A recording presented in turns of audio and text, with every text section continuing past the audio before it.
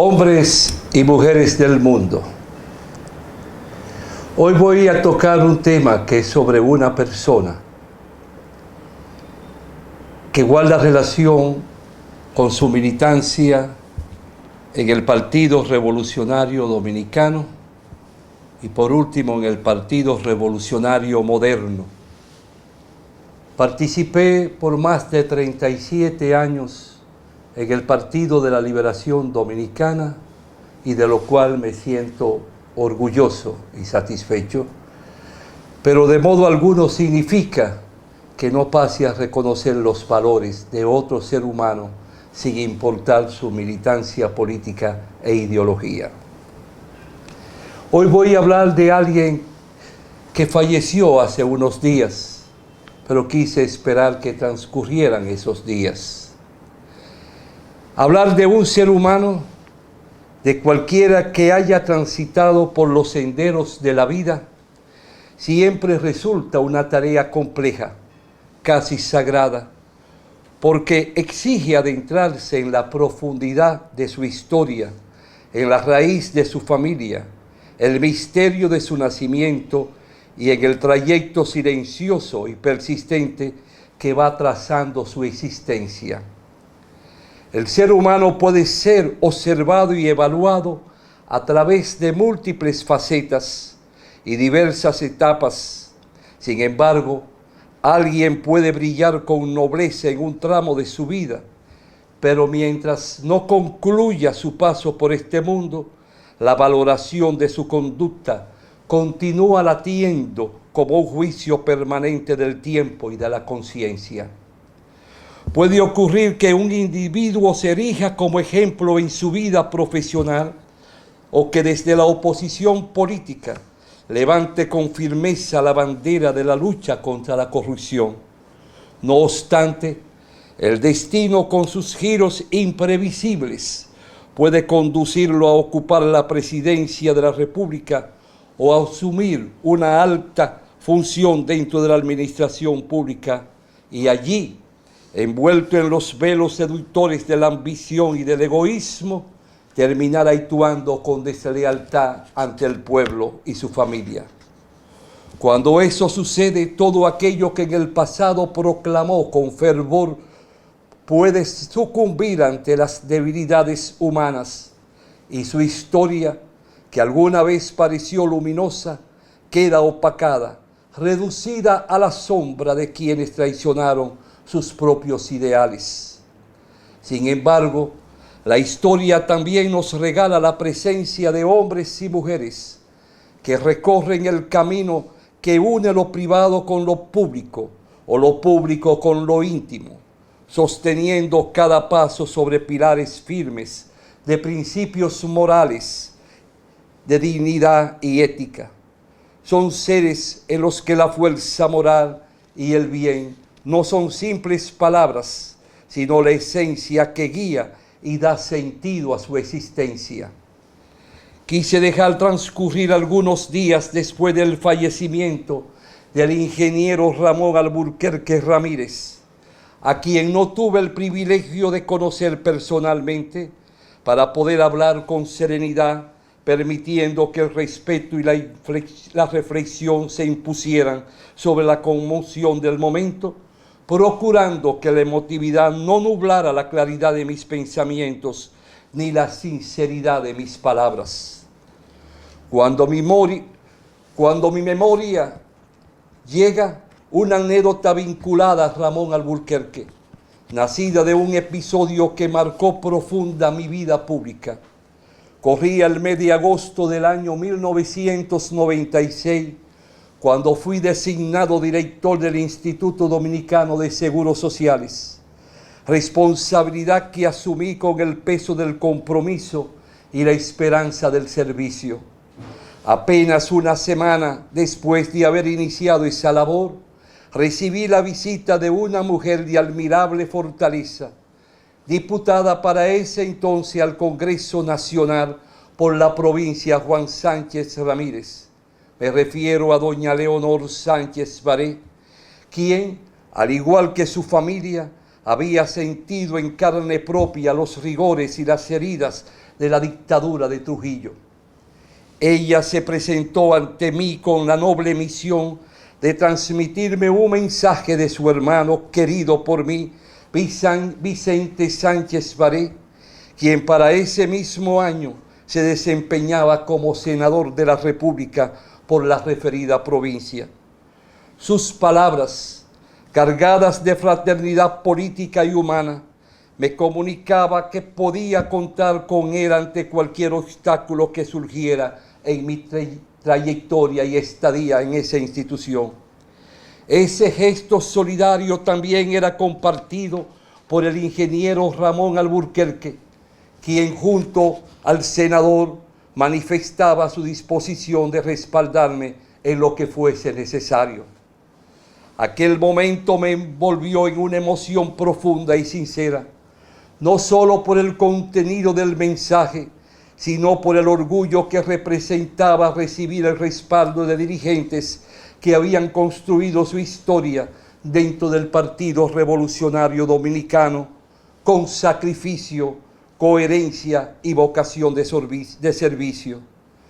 Conservo hasta hoy un sentimiento de gratitud por aquel acto de solidaridad que trascendía lo político para convertirse en un gesto profundamente humano. El ingeniero Ramón Alburquerque fue, sin duda, un auténtico hijo de la patria de Duarte, no uno cualquiera, sino de aquellos seres que atraviesan la vida dejando huellas que el tiempo no logra borrar.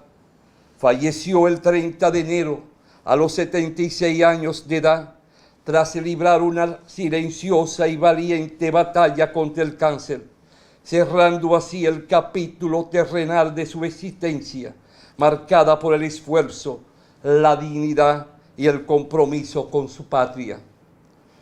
Lo que paso a destacar a continuación se sustenta en un artículo del autor Frank Kelvin Sánchez, publicado en la página 14 del periódico El Caribe, correspondiente a su edición del 2 de febrero del presente año, donde se recoge que fue ingeniero químico y una figura política que ocupó trascendentales cargos dentro del país.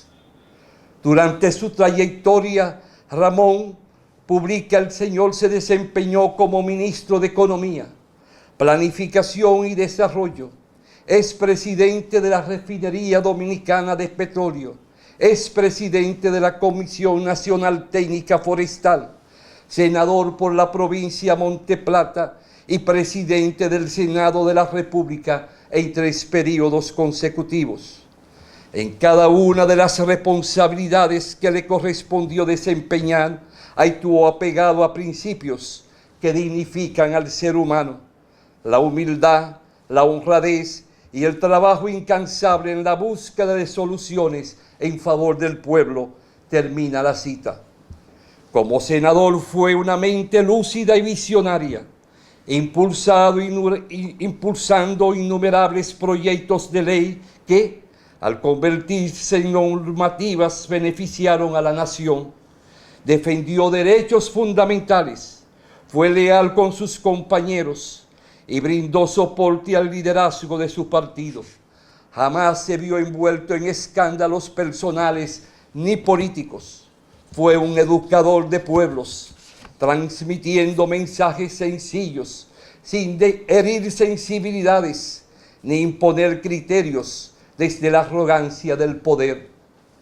Cada sábado, a través de su programa radial y televisivo, los sábados en la Z, espacio dedicado al análisis y la reflexión nacional, sin saberlo me convertí en un discípulo silencioso.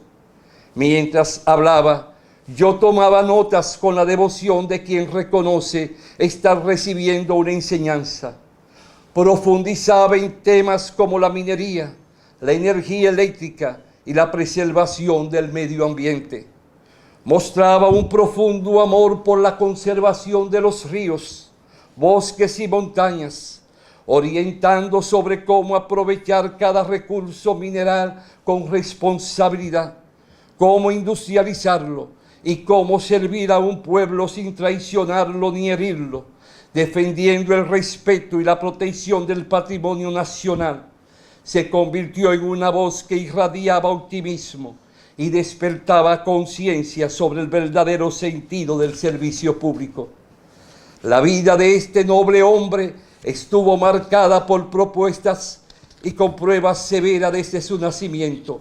Él mismo declaró en una entrevista televisiva que pudo no haber sobrevivido, pues nació con deformaciones físicas y nació en la región de los Haitises, hijo de padres conuqueros.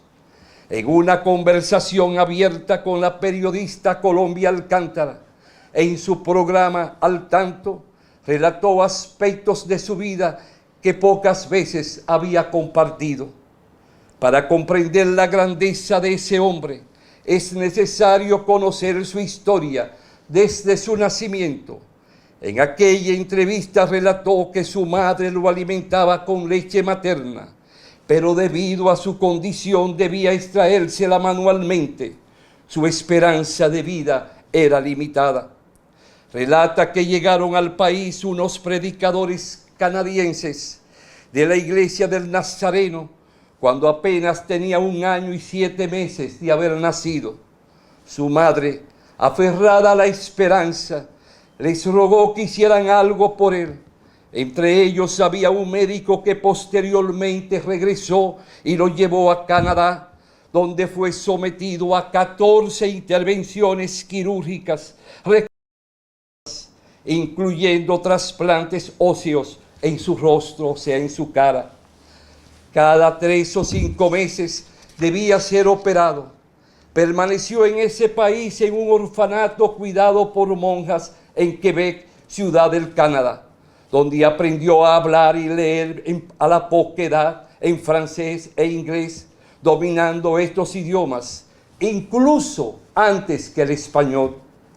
Debido a la deformidad en su rostro, vivía con el temor de ser objeto de burlas por sus compañeritos. Reconoce que fueron aquellas monjas canadienses quienes sembraron en él el amor por la lectura, enseñándole que el conocimiento sería su mejor defensa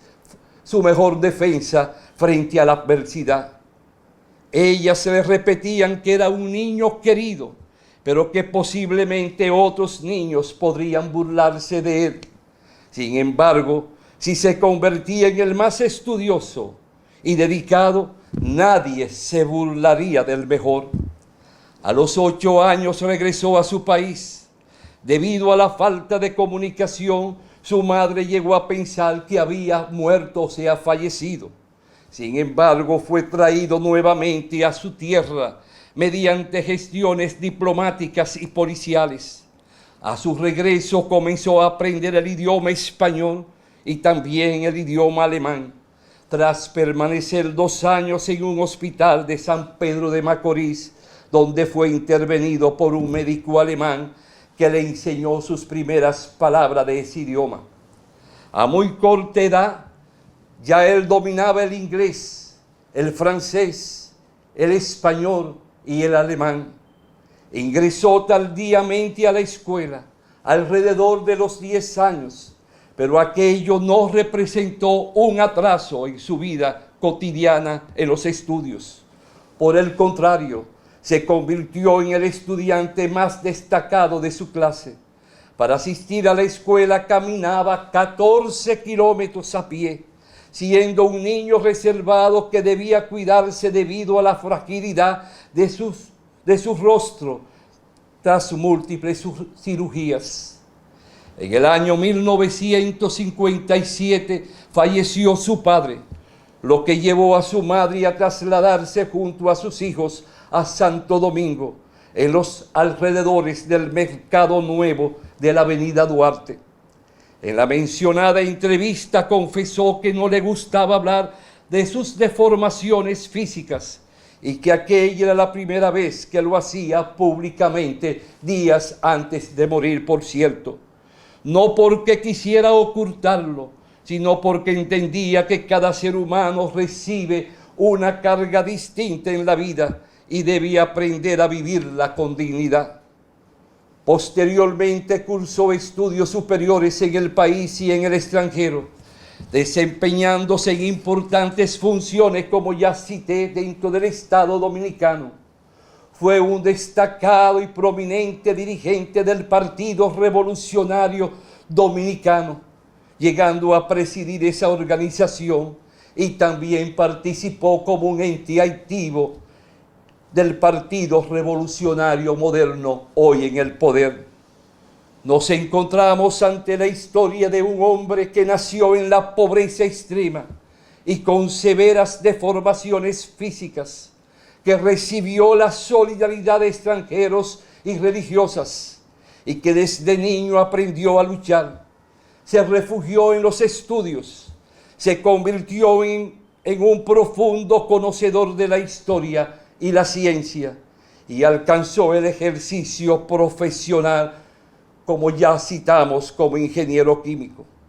Su gran mérito fue convertirse en educador de su pueblo, compartiendo constantemente sus conocimientos a través de la radio y la televisión, sembrando ideas y despertando la toma de conciencia de forma colectiva para un pueblo.